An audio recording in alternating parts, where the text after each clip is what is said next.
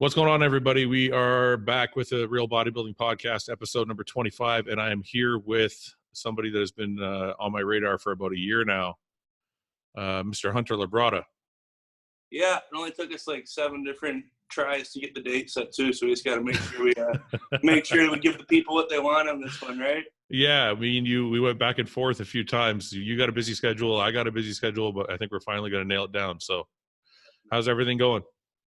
Man, I can't complain. It's been a long and weird year with a very big, very large down, and then we're on our way up for a very big up right now. You know, definitely. So, I know a lot of people who follow you. Those who don't follow you, you went through shoulder surgery. Yeah. So I guess I'll give the backstory because people who watch your stuff might not watch my stuff. So I'll give like a little 3-minute backstory of what happened. But sure. So last year, I did 2 shows. It was always the plan I was going to do 2 shows. Those 2 shows were Junior USAs and Nationals. The previous year, I had one what I consider to be the biggest show in Texas, the Europa, the amateur part of the Europa. It's the regional show, if you will. So won that. I was like, all right, ready to go get my feet wet in the national show. So we said, we're going to do Junior USAs for sure. And if things go how we expected them to go, we're going to go do Nationals later in the year. So went to Junior USAs. Junior USAs went how we expected it to go. How'd you do at the Junior USA? I won the supers and the overall for the Junior USAs. I got a question about that before you move on. Did I see correct? Did your dad give you the trophy at that show? Not at the Junior USAs, I do not believe. One's a bit of a blurb. At Nationals, he gave me my trophy, which is the picture that you've probably seen, which is really cool. Okay, I won't interrupt. So you did the Junior USA, you won the Junior USA. No, it's funny you said that because that picture, it's one of the cooler pictures I have for bodybuilding so far because that's actually the same stage that he won his class at Nationals like 34 years before. Are you serious? Same stage, same building, like hadn't changed, like yeah, so it's a cool story. Okay, I got a whole bunch of questions about you and your dad, but I don't want to divert from your so we'll get back to the shoulder story and we can get into a little segment on Lee and I for sure. I know people want to hear about that. But so I got done with the first show. Prep couldn't have gone any smoother if I wanted it to. Nothing hurt, no nicks, no bruises. My knees held up well to the cardio. Like, really was like picture perfect prep. Looked awesome, felt good, won the show, won the overall. Could have been drier, came away with great notes. That was also my first time working with Vu. So that was our first show that we did together. That's another who? Andrew Vu. Oh, I don't know who that is. Okay, so Andrew Vu, he's out of Dallas. He preps quite a few amateur competitors and then had quite a roster at the Olympia this year. He preps Natalia Coelho, the girl that took 3rd in women's physique. He prepped John Jewett, who took 4th in his Olympia debut. Okay. And he's got a couple other guys. And then what's her name?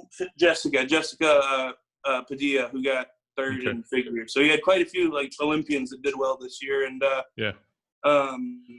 so him and I have been together since we basically shook hands at the Olympia and said, let's do this after I won the Europa. So we had like one long off season together and then got to business last year. But got done with that first show. Everything felt awesome. We're like, okay, let's push a rebound real hard. Definitely want to pick up some size, because I was going to be a super, 100% for sure, hands down. Juniors, I weighed in at, 238. So it wasn't like, okay, well, maybe we can make heavies for Nationals. No, it was we need to pick some size up and let's, make sure we're ready for Nationals or super. So had a nice little rebound for about 4 or 5 weeks. Everything was awesome. Like family trip to Florida right after the trip, trained with my dad. And I guess back up, went to the Cal Pro the week before that. Actually got to train with James Hollingshead and Sasserati and a bunch of the guys from the UK. It really was picture perfect post show. It was love and life. Everything was awesome, rebounding great. Was getting huge again. Then I'm in Florida with my dad, and we're just training. Bullshitting around. Not bullshitting around, but it's like a deload week, really. Yeah. So I'm training with him, and it's a push workout, and I never feel anything, pop. Never feel anything weird, nothing. Get done training though, I posed for Lee to take some pictures, and I noticed my shoulders not externally rotating like it normally does, and it feels a little hitchy. I'm like, okay, whatever. I just train push. Shoulders are usually pretty effed off by the time I get done training push. Anyways, wake up the next morning, I felt like someone hit me in the back of my shoulder with a baseball bat. Really? fuck. At this point, though, I'm still like, okay, it was a little weird yesterday. You probably like slept on it weird last night. Like, whatever, it'll be fine. And, you know, shoulders rolled around while we were in Florida, you know, like did like a real, like just light BS shoulder workout. And it was painful. I was like, okay, well, whatever, we'll get home. We'll get to it. Just like something. And, you know, got home, tried getting better. And it kept on devolving into a point where, you know, like Missy and I, we walked into the gym and to train shoulders, and I always start with like rear delts training shoulders. And she did her first warm-up set, and I got on there to do my first warm-up set, and I couldn't do the weight she was using for her warm-up set without my shoulder feeling like it was like getting ice picked. So like, you know, I threw a fucking temper tantrum at the gym basically, and at that point I was like, all right, and I had an MRI scheduled the next day. Needed to figure out what was going on. One sec, I want to interrupt you. So is this after Nationals or before This Nationals? This is after Junior USA's. Yeah, but before the Nationals. Way before Nationals. Okay. This is all happening about 22 weeks out from Nationals, right? Okay, go on. So, like, okay, shit, this isn't a little ding. This isn't going away. It's getting worse, and it's, like, keeping me from doing side laterals with 10 pounds, let alone actually being able to train. So, we need to figure out what's going on. Go get an MRI, and then take it to 3 different doctors, one of which ended up being the doctor that did my surgery. He was like the ortho for the Rockets and the Astros, and then I went and saw. What did they tell you it was? What was the diagnosis? So I'll get to it, but so I went and saw 3 different doctors, and you know, one of them was like, "No, you're good." One of them was like, "This is going to be something that needs to be surgically repaired," and one of them was like, "You could probably get by for a little bit, but it's going to be repaired eventually." Essentially, what had happened is when I was 16, I played football all the way through high school and my first college, but when I was 15, I broke my arm up here and dislocated my shoulder at the same time playing football, and the shoulder was never really right from then on, like when it healed and everything, but, you know, never really paid too much mind to it. But, you know, fast forward 12 years of banging on it, and, you know, it had gotten bad. And basically, the long head of your bicep, you know, shoulder anatomy, I'm assuming at this point, all the stuff you know where it anchors in at your labrum, it rides down and then through the bicipital groove. Basically, I don't have a transverse humeral ligament in this arm anymore. So that long head of the bicep was just riding in and out of the bicipital groove for 12 years and had basically rubbed itself in half. So so at the point we were at when we got the MRI, it didn't present in a sense that like it had almost rubbed in half. It just had presented in a stance that, you know, okay, there's some degenerative fraying here. You don't have your transverse humeral ligament, so it's going to continue to ride in and out, and this fraying is going to turn into something bad eventually, and you will need to get it fixed. You know, the surgeon that ended up doing the surgery was of the opinion, like when I explained to him what I do, the level at which I wanted to do, and how long I need to be able to do it for, he's like, okay, well, you know, if you're a normal person, I'd say, no, you can push, but if you're wanting to do this for 10 years, you need to have the surgery now. So I didn't like his opinion anyways. So went and saw a different doctor who's actually the ortho for the Texans. He was like, no, we can get you through the show for Nationals. And I was like, all right, I like your opinion a lot more, right? Of course. And so basically for the Nationals prep, every 3 weeks I would go see this doctor and I get a PRP and Toradol shot, ultrasound guided in the bicep tendon. How often were you doing it? Like every 3 or 4 weeks. And it wasn't necessarily so much for the PRP as it was for the Toradol. Toradol, for anyone that doesn't know, is injectable anti-inflammatory. And but the thing with that is it's not a corticosteroid, because whenever I got my second MRI, it was with dye, so they did the contrast dye with the corticosteroid. And that made my shoulder feel like 100% better for like a week. So, you know, whenever he saw how well it responded to that corticosteroid, he was like, I think Toradol will make it feel better. But obviously, you know, you can't use corticosteroids. It makes your tendons brittle. You'll pop it in half. So that's right. Basically, we basically got held my arm together with duct tape and bubble gum and Toradol, and we prepped for Nationals. And I've never, to this extent or degree, told this story, but now that the dust is settled, and I don't think people think I'm trying to sound like Billy Badass saying it. Basically trained for Nationals with one arm tied behind my back. Like I didn't do a free weight press the whole time. I didn't do a bicep curl for the last 10 weeks. Really? Like literally 0 biceps for the last 10 weeks. The only kind of pressing I was doing was on machines because I couldn't kick free weights up, and I had like 0. And and so I had to have the surgery basically. And when I woke up from the surgery, I guess I'm like jumping all around right now. So obviously got through nationals with the injury. Yeah. Won my class, won the overall at nationals. And like I said, it was kind of one of those held together by duct tape and bubble gum things. Okay. Keep going. So you after nationals, how long after nationals did you decide to have surgery? So after nationals, we were like, all right, well, for the better part of the year, you have been blasting your body. You have been on, because I diet on trace fats pretty much from 10 weeks in. You've been on no fat, so your body is all inflamed. Yeah. I'm also super high carb guy. Like I'm eating 800, 900 grams of carbs during that rebound and for the first couple weeks of preps. It's like my body's just all inflamed and angry and hasn't had a chance to recover, and all the stuff we do pre-contest doesn't help joints or tendons either. Of course. So we're like, okay, got done with nationals, and I was like, all right, I'm gonna give this 2 or 3 months of the sole focus being on getting it better, both, through the supplementation, through the anabolics, through like everything. Like the only focus was going to be on getting the shoulder better. So, I really did throw the book at it, like soft tissue, all different modalities of therapies. We were hitting it with BPC 157, TB 500. Obviously kept, Did you notice anything with all that? Because I've tried that stuff too. The peptides definitely helped, and I've become like the resident shoulder expert amongst my friend group for when it comes to pain. I've recommended it to a lot of people too, and they've experienced pretty positive results with it as well. It comes down to finding legit peptides, and before you ask, I really don't know a company. I had to ask around whenever I want. No, I got you. Yeah, kind of hit or miss on finding good ones, and kind of one day they're good and the next day they're not when it comes to those things. Too. But so threw the book at it, and probably like February rolls around, winning nationals, it was not like the physique I have. It's no secret that to be competitive in the open class, getting up next to y'all, that, while my legs might be pretty much there, like my upper body needs another 10 to 12 pounds. Plain and simple, my upper body needs 10 to 12 pounds. And plain and simple at that point, it's like I can't push hard enough to train like I need to put size on.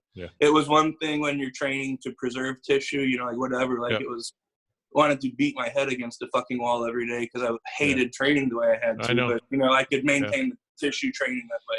I'm not going to be able to gain tissue the way that I was having to train due to the pain. So at that point, I was like, all right, it's time to do this. So scheduled the surgery, and I actually had the surgery 2 days after I got home from the Arnold this year, March 6th. Okay. So, we went there, and me and Misty were there, and, it was her first year at the Arnold. So, I was like, I'm not going to lie, she put up with a lot in terms of before I had that surgery and after that surgery. But at that point, I was already, shitty diaper about how bad everything hurt. But, we put a face on and took her to the powerhouse. It's always a zoo, and we trained and stuff. And then, tried to get a workout in with Joe Bennett, the hypertrophy coach. I do a lot of work with him, and my shoulder was so busted up it wasn't even worth training. So it's just what I was bad taste in my mouth, ready to get home and get it done. So that was the story about what happened last competitive season in terms of what I was dealing with going into nationals. This is honestly the first place I've told that story in that much detail. So no, thank you. One thing, But I want to get a little deeper into it because I saw one of your posts that you posted on Instagram about being depressed leading up to the surgery. And I think that's what a lot of people don't get about us, because I've been through a lot of my own injuries, and I don't think people understand the mental drain it takes when you have to, like you said, you go in, you can't train, you can't do the things you want to do. I mean, I don't know if you're anything like me, my day is good or bad depending on how my gym session went. So so like when I'm injured or when something's like fucked up, it kind of ruins my day, ruins my mood. So you're getting ready for surgery, you're talking about depression. Maybe you can explain a little bit of that and when it started exactly, like before your surgery. Hold on, Titan, go over here, buddy. I know you want to be part of the podcast. Over. Come here. So I don't know. So ever since I've been, me being out of the gym from this surgery was the longest I had been out of the gym since I had been 12 years old. Okay. I started playing football. I played hockey. You'd appreciate this. You're Canadian. I played hockey from the time I was 4 until the time I was 13, like at a pretty high level here in Texas. Yeah. And, you know, so like I was super small but super scrappy. And, you know, like my size never had been a problem really because, you know, it never had been a problem. Not the case when you play football in Texas. You need to have size. So, really and truly, you know, fell in love with the weight room at 12. And, you know, I had some decent genetics, right? So, you know, the effort that I put in definitely was rewarded. You know, like I watched my body change, you know, like literally every single year from the time I was in 7th grade until I was in 12th grade, I put on, you know, like 15 to 18 pounds a year, and not like stage weight, like we call it. And granted, I was growing that way still, but you know, I played my 7th grade football season at, you know, like 4'11" and 80 pounds dripping wet. And then my senior season, I was, you know, 5'8", 205 pounds, and, you know, like sub 8% body fat. I was a pretty stocky kid, especially for being 18 years old. So, you know, like it was just one of those things. Like I'd been so long that the gym had been like my outlet to deal with it. Cause I'm like, I'm not like a very, like, I get in my head a lot. Is probably the best way to say it. I'm not, like, I deal with like really bad bouts of depression here and there, just to deal with them, you know. Let alone whenever there's an external stimulus that's causing something like that. So, you know, the gym had always been kind of the way that, you know, like I dealt with that. You know, there'd be days you don't want to get out of bed, but you get out of bed, eat your fucking breakfast, get your ass to the gym, and when I walk out of the gym, I'm like, okay. You know, today's not so bad. Life's not so bad. Like, let's get it. And you know, I didn't have that outlet, and it put me in a weird place. And then obviously, you know, I had just won nationals in November, and you know, like that was like literally like, you know, like the highest high. And you know, like 3 months, 4 months later, we're experiencing the lowest low. And you know, like in the wake of that nationals, obviously, you know, like I had won nationals. You know, like I have my last name. You know, like I look good winning nationals. Like I had a good physique, so you know, I had a lot of guest posings and appearances lined up for this year. And a lot of people don't think about it from that standpoint, but like my income took a significant hit, you know, this year because of having to sit out from that surgery. And that's right. It was just, it was like, everything about it bummed me out because I wanted to be traveling around seeing people. I wanted to be, you know, like, I don't know, like carrying the mantle of being last year's national champion, at least for this year, you know. I know it's not like the biggest deal ever. It's not like I'm Mr. Olympia or something, but no, you know, it is. I was the best bodybuilder in the country last year. I wanted to carry that mantle and at least show people that. And that was a bummer not to be able to do that. And then, you know, just obviously, you know, you just went through it yourself, watching your body just really messes with you. Really but wait a minute. So your state of mind was okay until you had the surgery, but you're talking about after the surgery, you kind of went into this funk. I was pretty.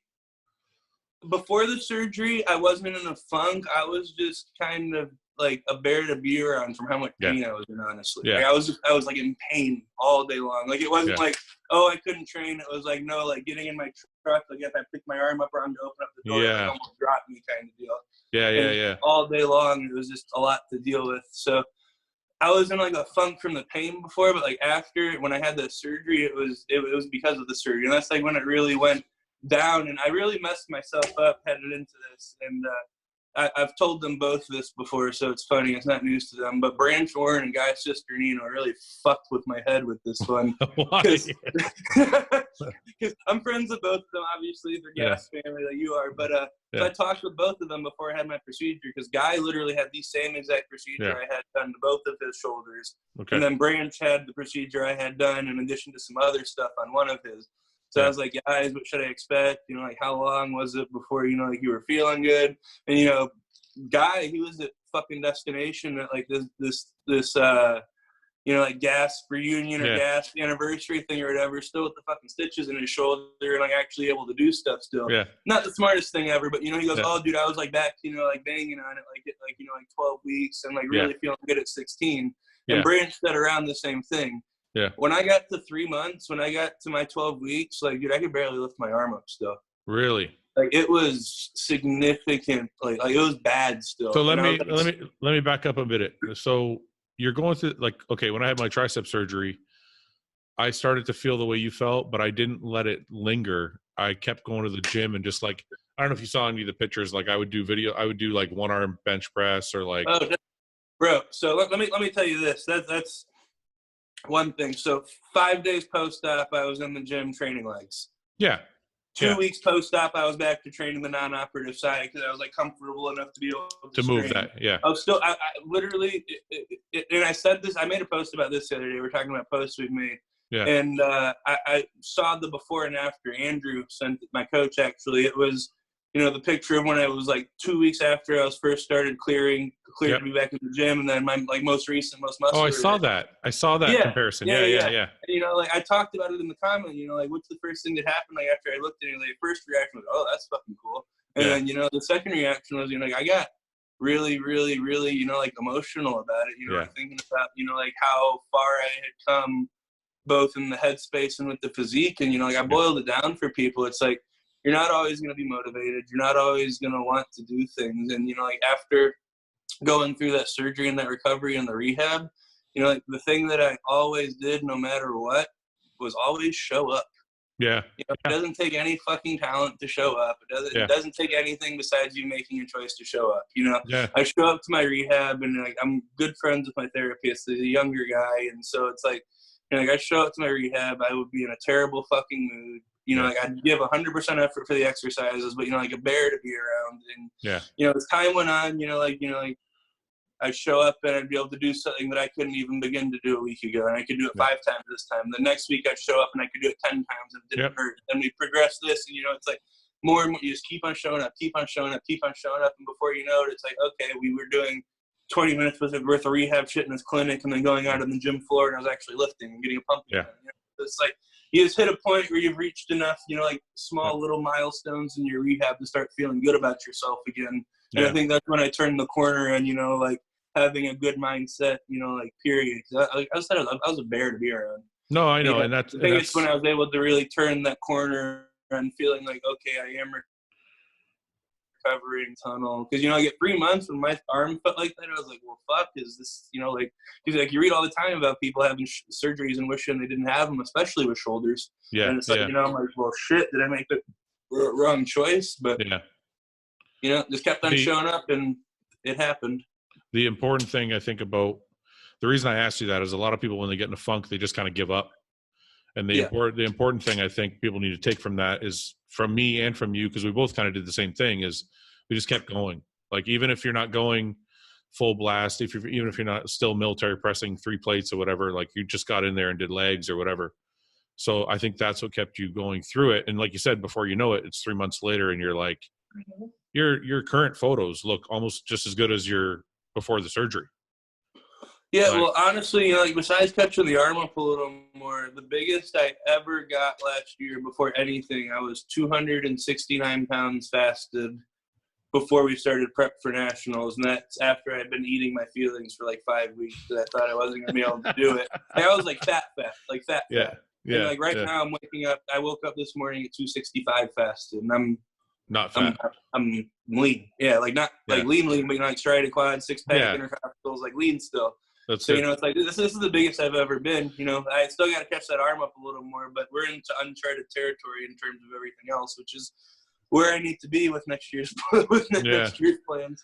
So let me ask you. So we skipped over a whole bunch of stuff in there. So, okay, first, how old are you? I'm 27. 27. So you still got a long way to go. When did you turn pro last year? 26? Yeah, 26. Okay. I want to get into. Okay, so I have a lot of questions because nobody in my family did bodybuilding or anything like that. So I'm curious, when you're a kid and your dad's Lee Labrada, what is that like? Is it like, I want to do what he's doing, or is it like, oh, that's cool, but I want to do this shit over here? Okay, so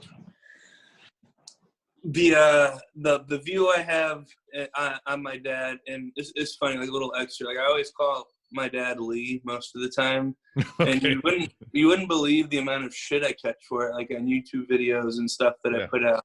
And it's like, why? I don't know, like people say it's like an issue of respect, and it's like, you're absolutely right, it's an issue of respect. I call him Lee because I worked for him full time for 1.5 years, and I'm 28 years old, and I don't need to be calling my dad in an office environment. I agree with that. It's like my dad, but he's also, you know, like the owner of the company that sponsors me. And it's, That's right. you know, so it's like one of those things. And, you know, it's like, Yeah. we're always in a public setting, you know, like him and I, and, you know, it's like, it's, I don't know. I call him dad behind closed doors for all of you fuckers out there who actually care about it. I don't think it matters, man. Whoever says he's telling to fuck off. It doesn't matter, but enough people get tuned up about it that I felt the need to say that. But I'm surprised that many people bust your balls about it.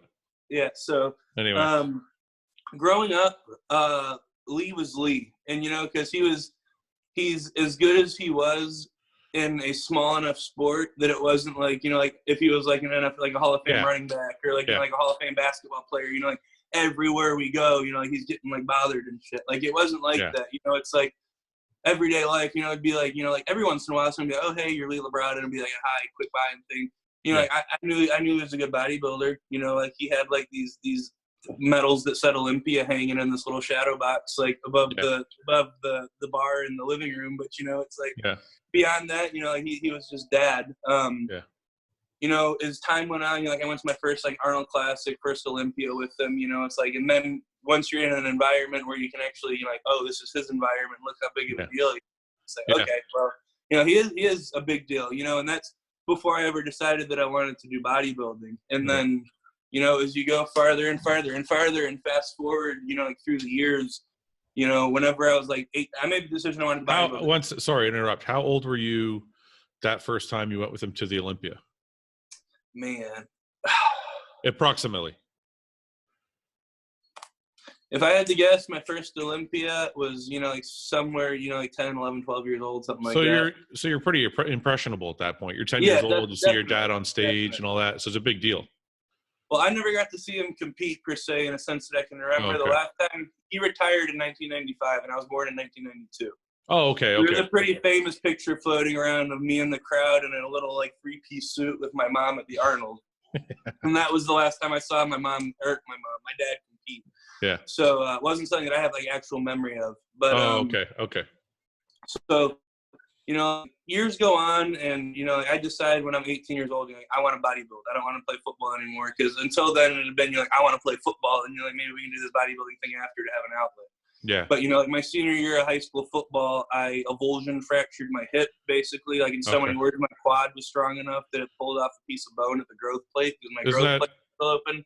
Isn't that the Bo Jackson injury?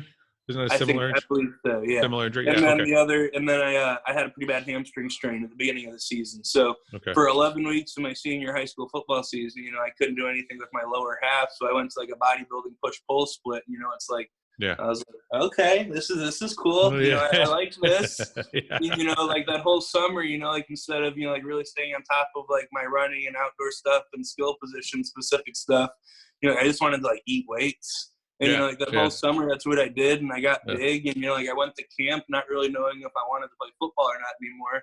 And, you know, got up to school, and, you know, like when it wasn't high school football with your best friends, and it was, you know, college football that's a 50-hour time commitment on top of your school. And me knowing at that point, I was like, I definitely want to bodybuild. And, you know, like playing football as long as I had, you know, it's not a matter of if you get hurt, it's when and how bad. And, you know, like at that point, I hadn't had anything that was going to be, you know, like that bad at the time. I thought that obviously the shoulder was, but, you know, like no knee stuff, no neck stuff, no spine stuff. And, you know, I didn't want to deal with that. You know, I wasn't going to play in the NFL. I wasn't. There's a really good chance that I could do bodybuilding at a professional level, you know, just with what I could see at that point. So that was a decision that I made. So wait a minute, before you go on, did you tell your dad you felt this way?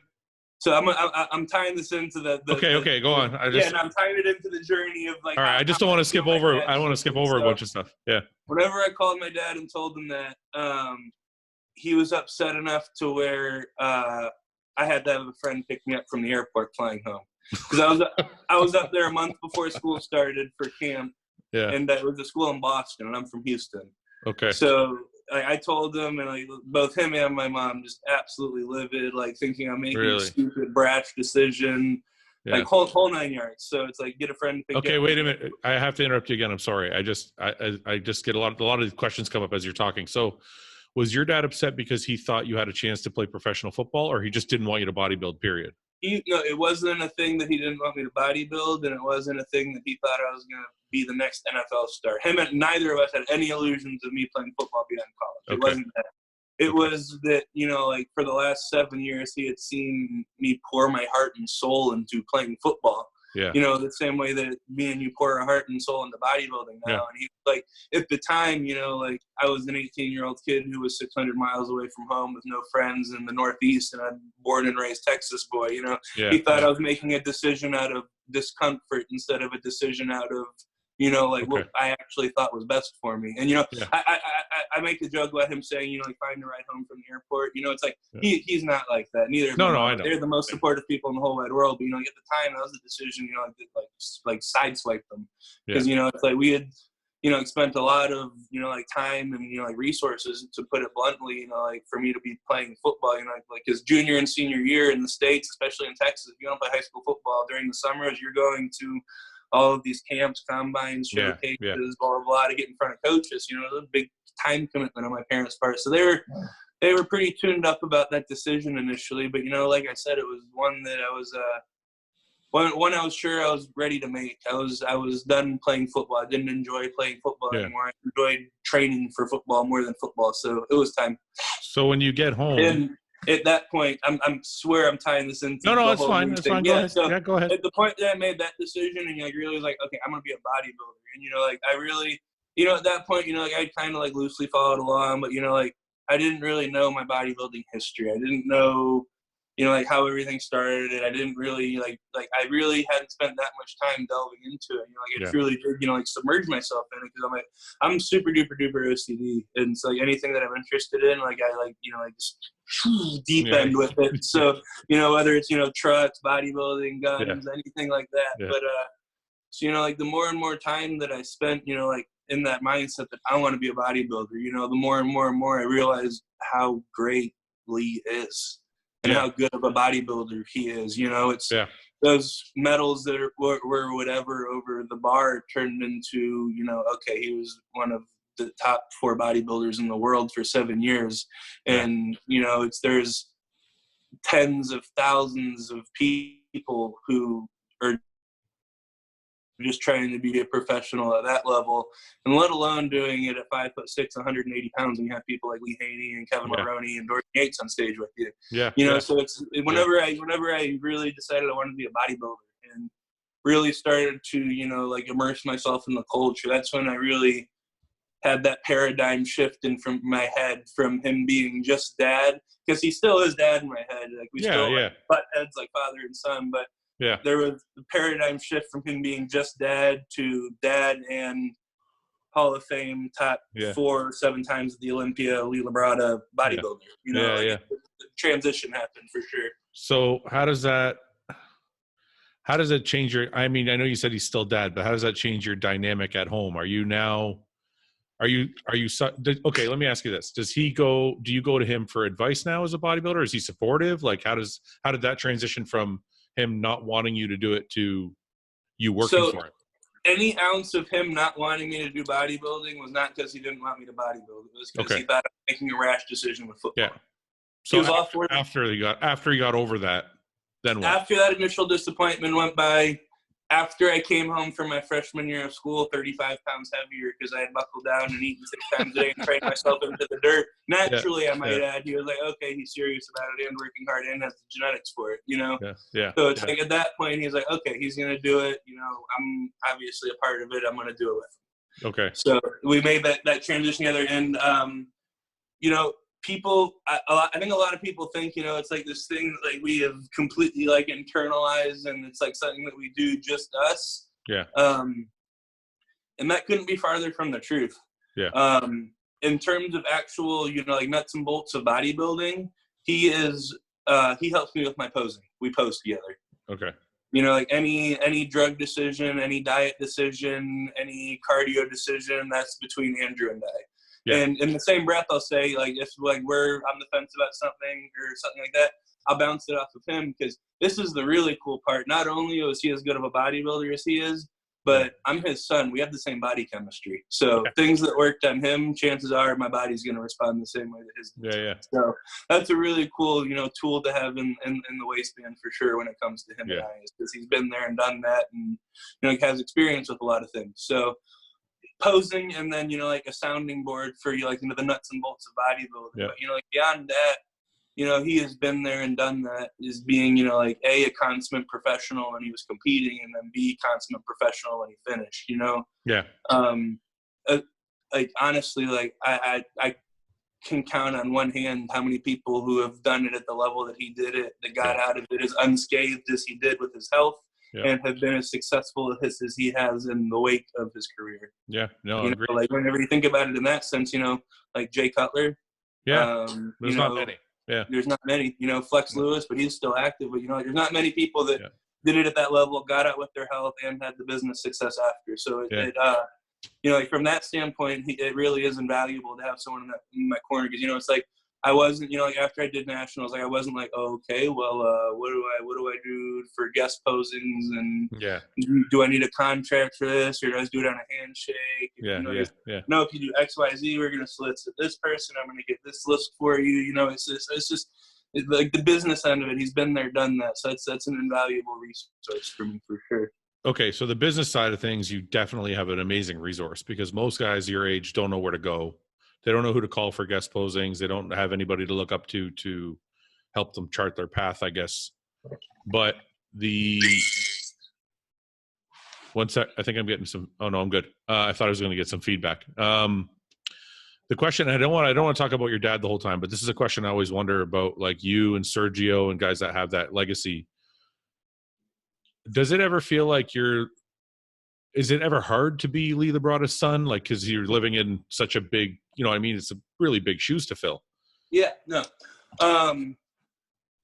It's pretty funny. Sergio and I talk about this all the time, actually.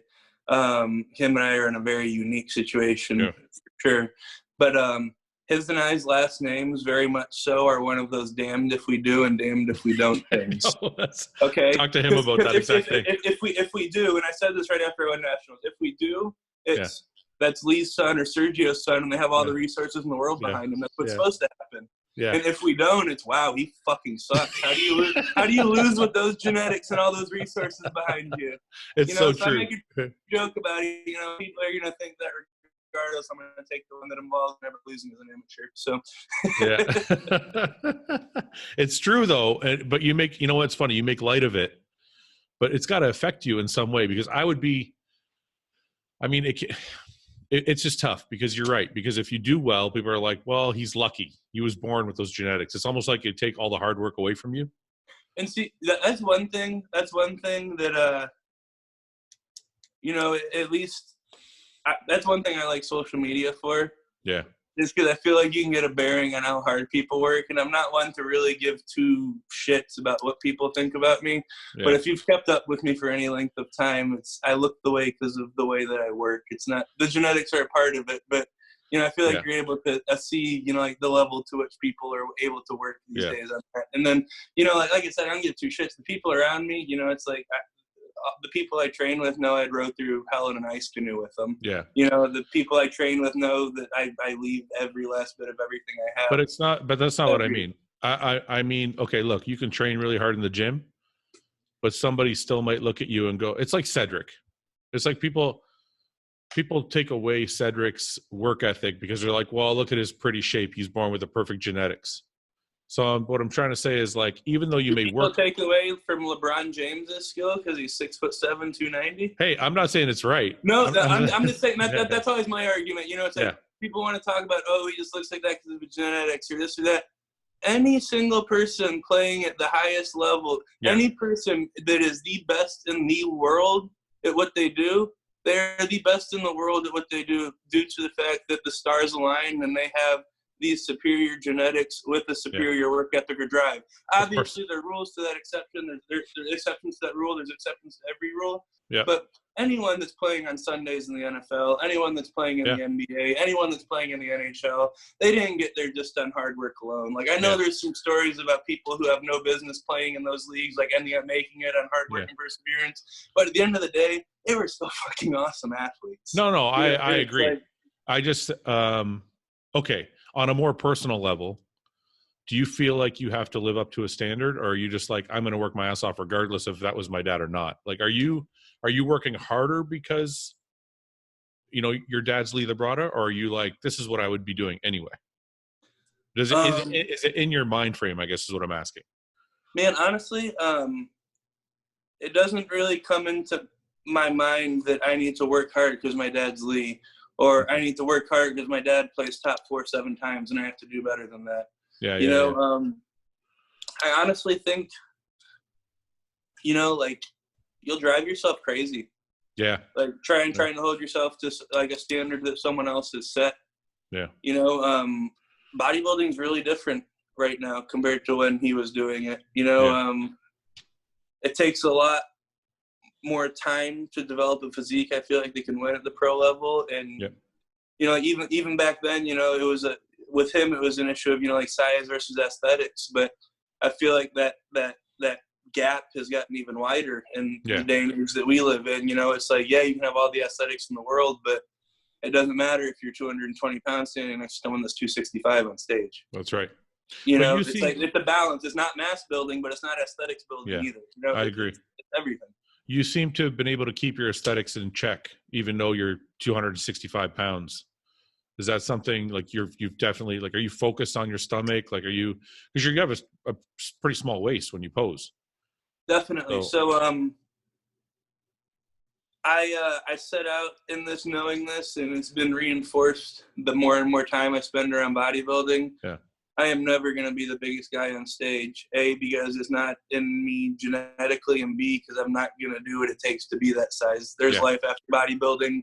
I'm not trying to kill myself. Like, it's uncomfortable enough being the size that I am right now, So it was never one of those things when I got into it. It's, like, you're going to make your mark by being the biggest, or you're going to win shows by being the biggest. No, it's not that. It's, for me to be successful, I'm going to have to be a modern day version of Lee. Yeah. Like, I'm going to be getting on stage at, 238 or 242 or 245 even, but just fucking like peeled and with the muscle in all the right places. And, I'll look 20 pounds heavier because of it, and I'll be able to stand next to people. But, the second I start playing that size game, like I said, I don't have it in me to get that big. I don't think I'd lose my lines and I wouldn't look as big as I do right now even. No, because I look bigger, like it's this with everybody, but it's so accentuated for me. I feel like I look bigger at 240 pounds contest shape than I do at 270 in the off season, like significantly so.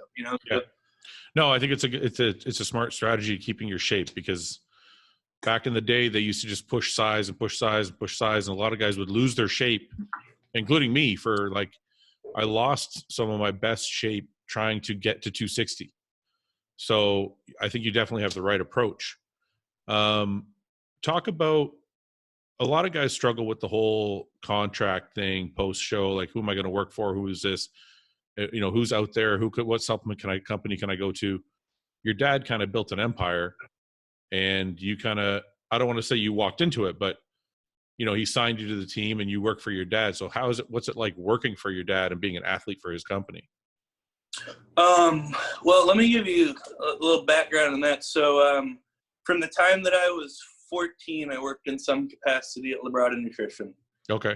From the time I was 14 until 18, the summers and Christmas breaks when I was in high school, I would work in the warehouse or in a delivery van, riding around, checking on accounts, servicing accounts, dropping product off, this, that, and another. Whenever I hit 18 and I started going to school, whenever I was home for the summers and during the Christmas breaks and stuff, it was more of a office internship. Like, I worked a lot with the R&D guy, just like organizing certificates of compliance and getting them sent out to the proper people, like getting products out for lab analysis to the third-party labs, bringing ideas to the table for R&D, but then also, like, I'd sit in on the management meetings, I would sit in on the marketing meetings, it's kind of getting a, like a business education. That happened while I was going to school, and I went to school at Texas A&M. I graduated with a bachelor's in economics. So whenever I graduated school, I came to work full-time at Labrada. So I was working, 40, 50 hours a week for him full-time, purely on a business side. Before, like, there was not a single dollar involved for me being an athlete with Labrada until nationals, if that makes any sense. That's pretty awesome. So so it's not like, okay, I just want to clarify this, because a lot of people out there might think, well, he's daddy's son and he just got handed a fucking job. But you've been like basically at the mailroom. You started in the mailroom all the way in the warehouse, all the way up to a salaried athlete. So nothing's been handed to you. Nothing's been handed to me. Yeah. You know, but that doesn't make a difference to most people. Most people are like, oh, it's still your dad. So that's another thing that I just kind of let roll off my shoulders. Yeah. You know, it's like in any other sport, you know, people think it's cool. Dale Earnhardt Jr. didn't get shit for becoming a good race car driver because his daddy was a good race car driver. Yeah. You know, like there's a ton of legacy players in the NFL who weren't given shit because their parents were. No, you know, it's like it just doesn't make any sense to me. People, I feel like in our world more than other worlds, just love to just like bear down and hate on things they can find. But I'm not saying it in a negative way. I'm just saying I don't think the public knew. Like I don't think this is the nice thing about this podcast is I can have these long answers with you and long questions with you, and you can let people know that, hey, you know what? I've fucking been there. You know, I was packing boxes at 14. So that's pretty impressive. Now, I do have another question that goes along with this, and this is tricky. So when you're negotiating a contract with your dad as a salaried athlete, how does that look? Like, is your dad like, you know, fuck you, I'm going to pay you the normal amount? Or are you like, hey, I'm your son, you got to give me a little bit extra? Or like, how does that work? It was definitely a discussion. It definitely wasn't one that ever came to any fuck yous or harsh feelings. We definitely, you know, I was just joking about that. I know you're just kidding, but yeah. So, you know, like we had a pretty good number in mind, and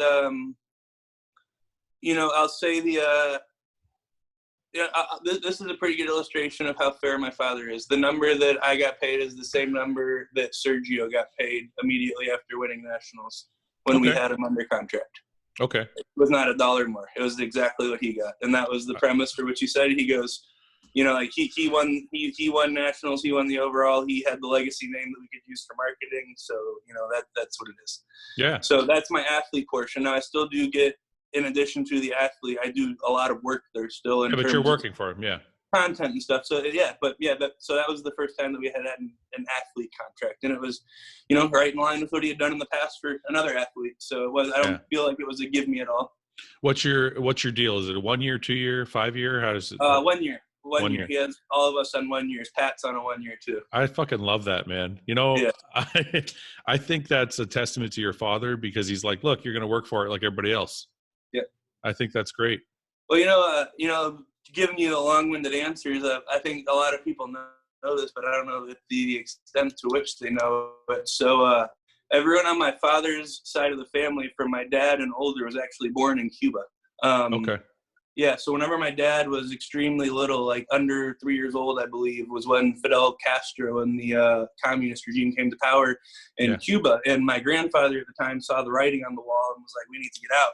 Yeah. Well, you know, them being the awesome group of individuals that they are, that Castro regime wouldn't let families leave together at the same time. Okay. So my dad actually came over with his aunt 6 months before they would let his parents leave. And the state appropriated everything when you left. You were allowed to leave with one suitcase and nothing of value. My grandmother actually sewed my grandparents' wedding rings into their suitcase so they could take their wedding rings to the States. Yeah. So whenever they got over here, you know, like my grandfather, he had earned his degree in engineering in Cuba, but he got over here and obviously didn't speak English. So he took a very, very, very, very low paying job that he had no business working.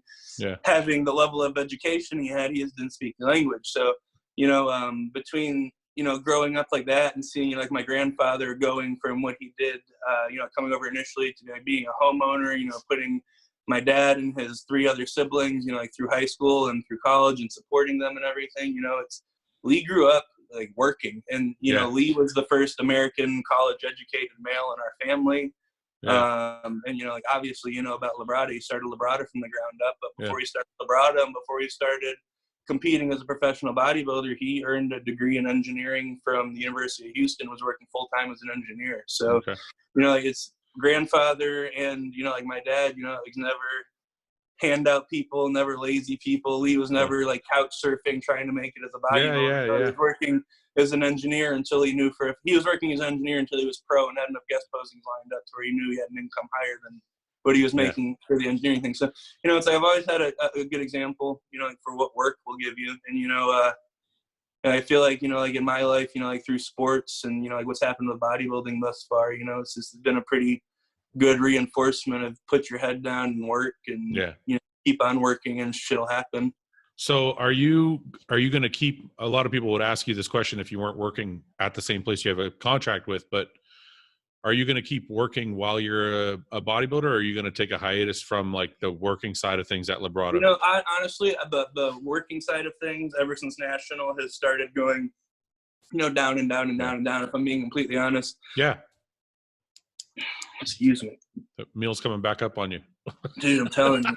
It was one of those things, you know, after winning, it was, you know, like I kind of intentionally like stepped away from all of the impersonal personal training I was doing, you know, like made it to where it was much easier to be able to travel in the manner in which I thought I was going to be at. You know what they say about having plans though, so we all know how that worked out. But yeah, so that's it. In a nutshell, it's a pretty awesome environment to be in.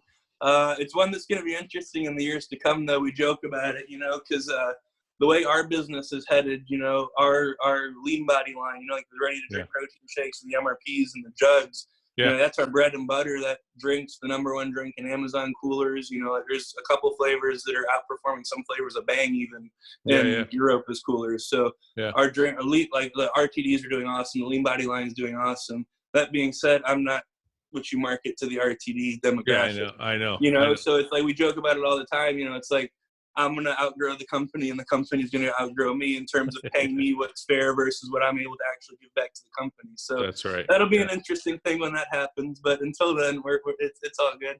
Is it going to be, would you ever go, this is really you know what, it's interesting that you said that. Would you ever go to another company? I had a contract offer from 2 different very large companies that I will not name in my inbox at different points of this year. And I actually had my father's blessing on both of them. We ended up deciding to ride this out a little longer. That's pretty awesome, man. That's such a good story. So let me ask you a couple of personal questions. The trucks.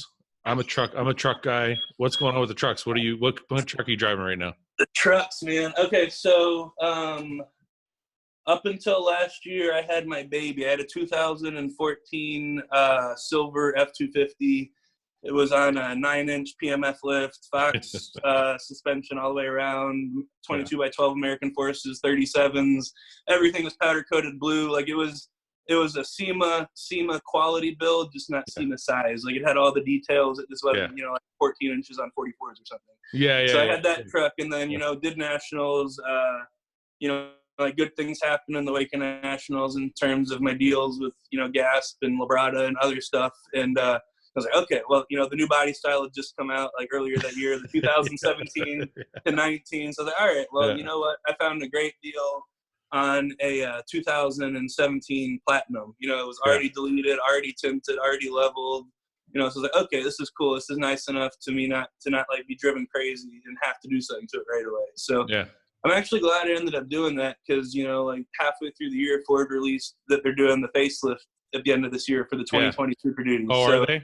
They are. So they're actually starting to be seen out in the wild as of like last week. Because I follow the 2020 F250? Yeah, they got a facelift. So it's they got the updated engine, 10-speed transmission. The front clip's different and the back clip's different, but everything else is the same. Interior is the same and everything. So mild facelift, but enough to where I'm glad that I found out about it because I was going to build this truck, you know, similarly to the last one, but you know, it would have been one of those things I get done putting 15, 20 grand into a truck. And I know. The old body style the second they put it off the lift. So I've been there like 3. I think the plan is we're going to drive this one, you know, sometime till the end of the year and then hit one of those good year-end deals that the dealerships like to run and get into 2020 and then get on that one, getting done up and drive that for 5 years because I missed my old truck real bad. It's the one that got away.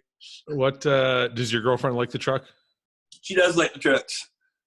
My fucking wife can't stand it. She's like, "Can you stop getting trucks and lifting them?" And so yeah, well, my last one was pretty big, like I said, and like this one I've been going back and forth on. And every single time I talk about it being bigger than the last one, she kind of looks at me with this little look, and I'm like, okay, well, maybe not that big, but you know. But you're in Texas, man. You gotta have a fucking big ass truck. Oh, dude, yeah, come on. Yeah, we all right where we shoot guns down here.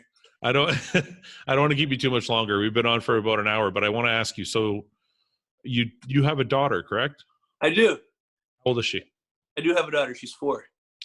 And how has all of this happened?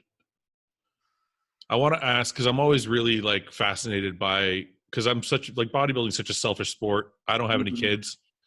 how do you get along, like, you know, through the injuries and through the preps and through that? Like, how is it all? How do you manage it all with a 4-year-old? It's tough on prep.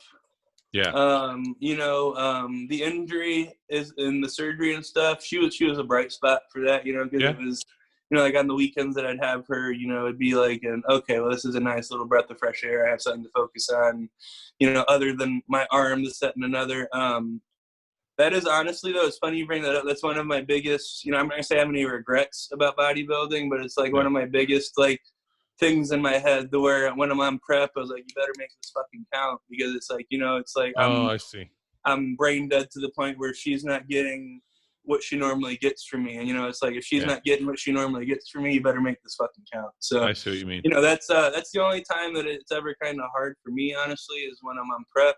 And, you know, I'll say this, like, in the same breath, I have, you know, like, about as awesome a situation as I could possibly have in terms of help between, you know, like, Misty and my family, you know, like, so like anytime I need to do like anything, you know, like quick, run up to the gym, film this, that, and another, you know, like, Misty's awesome with her. Or, you know, like, Misty and I train together. So, like, anytime that we need to go to the gym, I live like 12 minutes away from my parents, and they love to see her. You know, because we don't have her all the time, obviously. So, you know, it's about as good a situation as could possibly be in terms of bodybuilding. You know, it doesn't impede the bodybuilding at all, because I have as much help as I could possibly have. Yeah. How long have you been with your girl? We're going to be coming up on 2 years, like end of February. We're in an Arnold Classic relationship. I met her like 2 days before I left for the Arnold.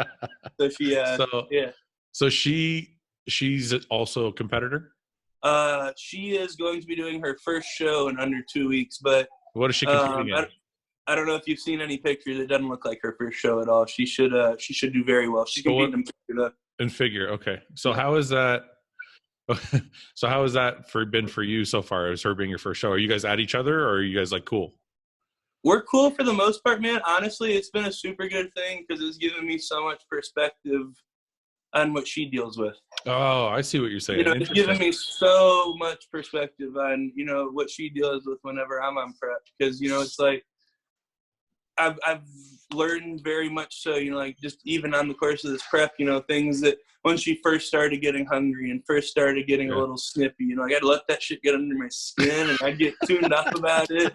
And I'd be like, look here. And, you know, it's like, you know, the more that it goes on, and the more that, you know, like, I can see it just like wearing on every aspect of her life. And, you know, like, you know, it's just, it gives me a lot of perspective into what she deals with whenever I'm on prep. Because I'm not going to say like I'm a basket case, but those closest to me are the ones that definitely deal with the brunt of it. They pay the most. Yeah. Put it that way. You know, it's like, because most people will say, you know, like, any experience they've ever had with me, even, you know, like, when I'm like close to a show, is, oh, he's super nice, or, you know, like if I'm just super fucked off, like last 4 weeks, like, oh, he was a little quiet, but, you know, like, he was good. You know, like, I've never, like, I'd like to at least think I've never walked away from a situation where have someone going, wow, that guy's a real dick.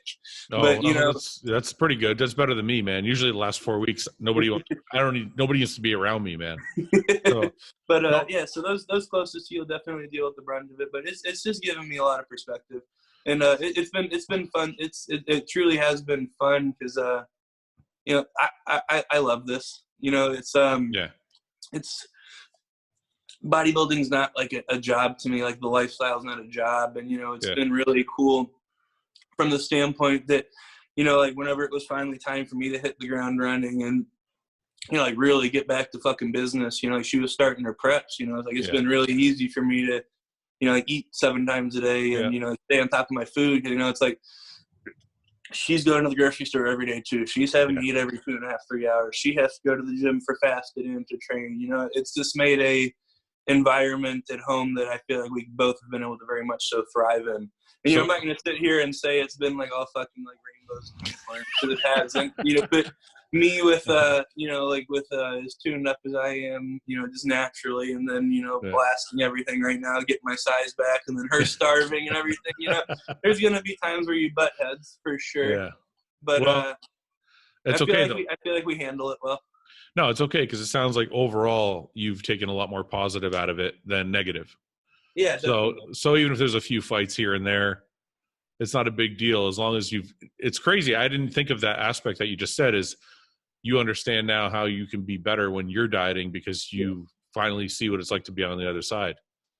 And a lot of us don't ever get the chance to see what it's like to be on that other side. Like my wife's gone through it for 13 years. I don't know what she's going through. Exactly. I can imagine. It's so different, like, because I'm sure you've had training partners that are doing shows. You deal with them for 2 hours a day and maybe the occasional like psychotic breakdown via text message or phone call. Yeah. But it's like we live together, so it's like, and we both don't have traditional hour jobs. She's a freelance graphic designer. She does quite a bit of work in like fitness industry for like clothing brands, and then she does like mine, Pat Moore's, several other people's like websites. So she she works from home and makes her own hours. I obviously don't have really any set hours right now either, so we're around each other a lot too. And so it's like unless you have had that, like I don't really think you're able to truly understand like what your significant other is going through, because it's not the same as going through with a training partner. No, 100%. I agree. I want to ask you one more thing before you go, because you touched on it a couple times. So it sounds like you're open to it, but if you don't want to talk about it, we don't have to.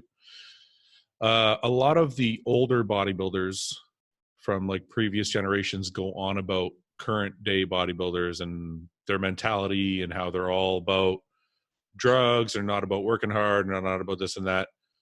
And actually, just a lot of this generation's people that aren't really in bodybuilding are posting a lot of stuff about their cycles and all this different shit. Where do you stand on that? When you see a lot of this crazy shit being posted, or do you ever feel the need to say anything, or you kind of like stay completely away from it and kind of do your own thing? Speak your mind. No, I'm gonna let it rip. I'm just trying to get it organized. I think the reason that you have so many tourists, and I say tourists from the standpoint that they can't even begin to imagine what you and I and people like us have dealt with, not for months, but for, for, in your case, fucking a decade. No, like a decade. Let's call it what it is. I have every single day for the last 12 years fucking pounded food, pounded my body, like everything. And of those 12 years, I'm going to have something to show for them. And I'm going to have something to show for them. It's going to be impressive to you, even if drugs aren't involved. And, something that I always like to harp on is the best in the world would still be the best in the world without the anabolics. I see what you're saying. They're going to be smaller. They might not be as hard, but they're not the best in the world because they're the best at shooting their asses with steroids. They're the best in the world because they have the best muscle insertions. They're the best in the world because they have the best structure. They're the best in the world because they have the muscle between their ears that allows them to do what they need to do. I guess getting down to the brass tacks of it, I feel like a lot of tourists like to justify why they can't do what we do. But how do you feel about guys out there that are putting out their cycles and it's like way crazier than anything you would ever imagine doing? Like, do you ever feel the need to speak up and be like, that's fucked? Or do you just stay away from it and hope that most people realize it's not real? There are enough people preaching my beliefs and values when it comes to anabolics that have significantly larger followings and a lot more letters after their names in some cases that I don't feel the need to open up my mouth about it, because if you wanted to know what we're actually doing and if you wanted to know what is actually safe and effective, it is very easy information to find at this point in time. People, and it's like, I don't have beef with any of the people that you talk about regularly on their shows. I'm not going to mention them by name. But, like the people that are going to talk about, like what we do and they don't really have any clue, or preach these like 3, 4, 5 gram cycles. It's like, I've never personally met someone that's been over, like 2 grams. And, I know most pros, and I've talked with most of them about it. It's like I said, I think it's people wanting to make excuses for not being able to be the size that we are, and that's the only variable that they can think it is, because they've eaten as much as we have and they train as hard as we do in their minds. So that's the only reason it could be, that we're so much better. But whenever they're putting out these like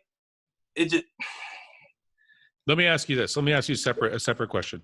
The older bodybuilders that are, say, no longer active, does it bother you at all, or is it discouraging or frustrating at all when you hear them say things like, modern day bodybuilders don't work hard, or they don't get shredded, or all this.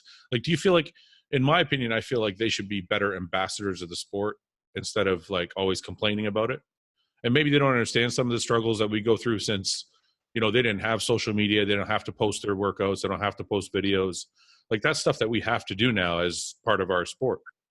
So do you feel like we kind of get a negative, people are a little harder on us than they need to be when they're kind of almost talking down or almost looking down at this generation?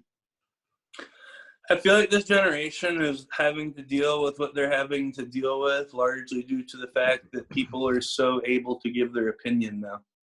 Okay. Because, you know, you back up even to, you know, like when Ronnie Coleman was winning Olympias, you know, it's like you couldn't go on, you know, like, I don't know what the fuck was popular. There was bodybuilding forums back then, but yeah, nobody, like bodybuilding forums. But, you know, it's like, it's not like, you know, it's mainstream where it's like everywhere you go, all the people are doing is talking shit about us. Yeah, yeah. You know, it's like I cannot go on any pro's page and look at a picture that he posts without it being like 25% this like clown saying something you're not. And I feel like, you know, I don't feel like it's you know, something that like first and foremost, I want to get this out there and being on the record and saying this: bodybuilding has not devolved over the last 10 years. No. You know, there was a once in a lifetime genetic anomaly that competed 10 years ago, but as a whole, bodybuilding has not gone downhill in the last decade. I agree. It has. Okay. And there's so much talent coming up right now, like guys that are under 30, it's not going downhill. Yeah. It's not. And another thing, and you've touched on this before, is a lot of those guys, you know, like that people are held up for being like condition kings and like the 90s guys, they're not in as good a shape as the guys get in these days. It's just different lighting and the pictures are different. Yeah. And, you know, that's, I don't know. I just feel it's a little, as somebody who's kind of in the middle, I'm not in the 90s and I'm not in that modern day era. I feel like it does a disservice to the sport as a whole when it's almost like a constant drumbeat that the 90s. And I'm like, and you know what, I think, you know, it's one thing for the fans, or like, you know, like I say tourist, and I do use tourist in a negative connotation because it's the people who are wanting to bash us and act like they know what we're doing. I will say the fans that don't do that are fans. But I'm gonna call the tourists. They want to, you know, shit, where was I going with this? It's it's okay, man. I just, like I said, I'm just trying to organize my thought about this. It's gone. It's gone. I feel like it does a disservice to guys like you and Sergio and Luke, and that's all. It's back. Okay, well, go ahead. Sorry about that. No, say what you're going to say. It's one thing for fans of the sport or tourists of the sport to constantly be beating that drum of, 90s is better, 90s is better, 90s is better. Yeah. But it's different for people that are part of our brotherhood, you know, i.e. people that compete as pros, to be sitting there going, oh, y'all are shit. Oh, y'all are shit. Oh, y'all are shit. Okay, well, if we're so shitty, why don't you come forth and, you know, like show us the way. Yeah. You know, it's like, and you know, like instead of just saying, oh, this is shit, suggest something. You know, I don't know, like Barry DeMay. Barry DeMay does a great job of, you know, like looking at the shows, watching the shows, giving his honest feedback and saying what he thinks could improve. It's not him just going, oh, this is bullshit. It was better when I was doing it. You know, it's like, this is what I liked about it. I admired these physiques. I think this could have been better. You know, it's like, if you're going to criticize, at least give, you know, like criticisms that can be worked upon. Don't just go, oh, y'all suck. Like, oh, cool, thanks. That's something we can improve on. Yeah. You know? No, and you know what? I actually agree exactly with what you said. As far as the fans, they may want to have their little debates and have their fun going back this era, that era. Sometimes it's fun to have those debates, but you're 100% right. I think the guys that have done it and been there should be either more constructive in their criticisms or just don't say anything. Just promote the sport, because that's what we need anyways. Yeah. So anyway, you know, honestly, coming from the 90s guys, like I don't know, like I'm not gonna say like this is their intent with it, but it almost comes across this way to me. I just kind of find it a little disrespectful, you know, that they of all people know what we're going through. Yeah. And, you know, like, they of all people know what we're sacrificing, and they of all people know how we feel in those weeks leading up. And they of all people know how susceptible we are, you know, like mentally / psychologically to that feedback, especially when it's from, Yeah. you know, From like, somebody you look like up peers, to. especially when it's from like someone, you know, like for 20 years you've like looked up to, like, you know, like Jesus Christ. Yeah. You know, it's like whenever it's them saying that, you know, it's like, I don't know. Yeah, no, I agree. I don't think it's the best look, I guess. Yeah, no, I'm in 100% agreement. So what's next? What's the next show for you? What are we doing? We're going to do New York Pro. I am Really? jumping in the deep end. That's a big shot. You know what? It's the only show I've never done that I wish I would have done. I think I'm going to do that next year too. Yeah, so we're going to do cool stories. Here, actually, you know what? Stay right here for 2 seconds. Yeah, Your viewers will appreciate this. All right.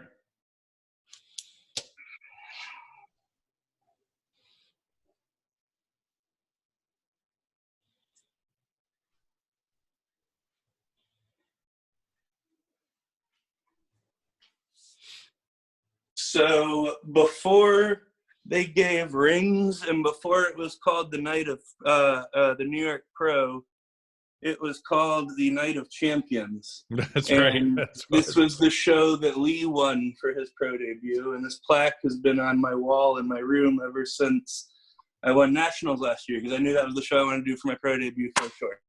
So you're trying to get one of, well, they don't give those anymore. Now you're going to get a ring. I'm trying to get a ring, and it's going to be quite the task knowing who's going to be there for sure already. But you know,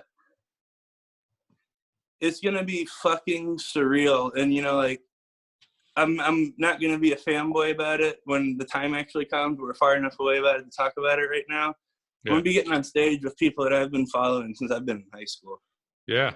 And, you know, like, I'm going to get to stand next to them. And if I have anything to say about it, I'm going to look like I belong next to them. So, okay. Without making you a fanboy, who are some of those people you're talking about? Oh man, dude, I'm not even stressed about sounding like a fanboy for a couple of them. I think it's going to be the coolest shit ever to get to stand next to Evan Centopani.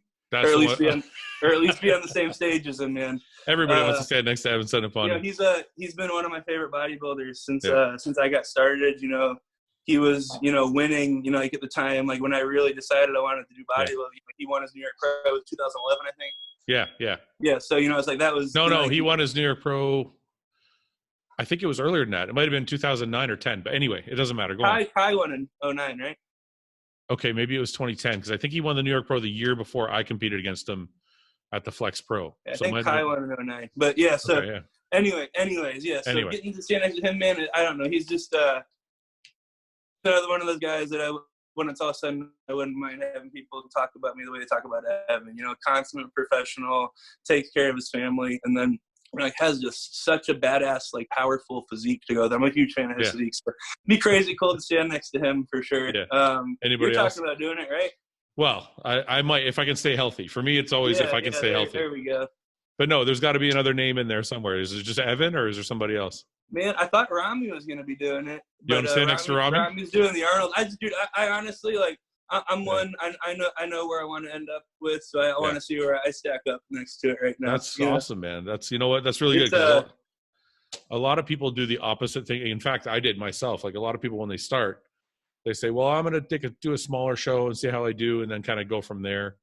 And you're kind of laying it down. You're like, "No, I'm going to go right to the big show and see." Well, you know, I'll say this: it was the exact opposite path I took during my amateur career. My amateur career was very methodical. I did.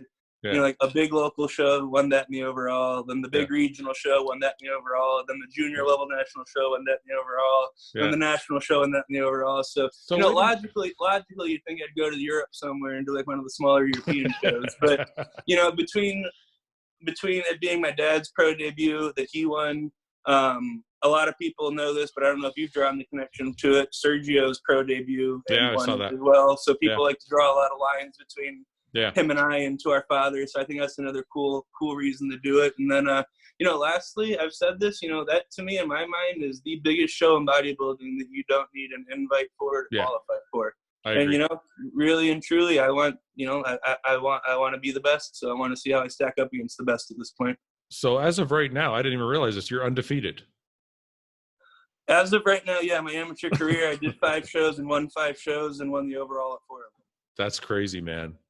Yeah. Well, I you know what, man, I hope it keeps going for you. You're a good dude. And I follow your shit on Instagram, and if you're trying to model yourself after Evan, you're doing a good job, man. You're in that same, you have that same mindset and the same work ethic. So keep doing what you're doing, man. It's like, it's impressive. And I can't wait to see what you look like in New York. Man, I appreciate that. Yeah, I can't wait either. I'm ready to be done eating like this. Dude, isn't that a bitch? And as a bodybuilder, you're either hungry or you're fucking stuffed. Well, I don't know who it was that you were talking about. It was like, I think it was like probably like Luke or something. But there's like legitimately like 6 weeks out of the year that we feel good, and it's after a show when we can eat what we want and we haven't gotten heavy enough to feel like crap yet. Yeah, and, yeah. I always think week 8 to week 4 when you're dieting. That's another good one. Yeah, it's like a great 4 I'm weeks. I'm more like 10 to 5 or 10 to 6. But yeah.